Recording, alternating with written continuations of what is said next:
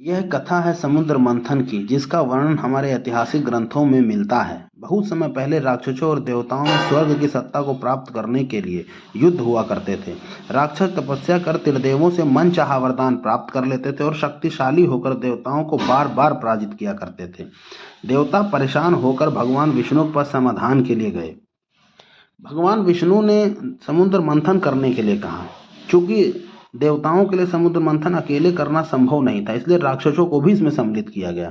समुद्र मंथन में वासुकी नाग को रस्सी के रूप में प्रयोग किया गया, मंदराचल पर्वत का मथनी के रूप में प्रयोग किया गया और भगवान विष्णु कच्छप के अवतार में स्वयं इसके अवतार बने। समुद्र मंथन का कार्य प्रारंभ हुआ।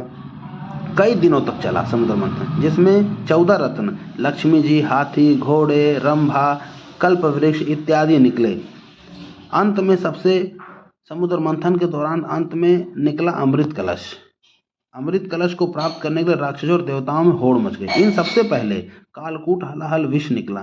यह विष इतना भयंकर और इतना प्रचंड था कि इसकी एक बूंद मात्र से पूरी सृष्टि का नाश हो सकता था। सभी देवता और राक्षस जो है परेशान होकर भगवान शंकर के पास समाधान के लिए गए।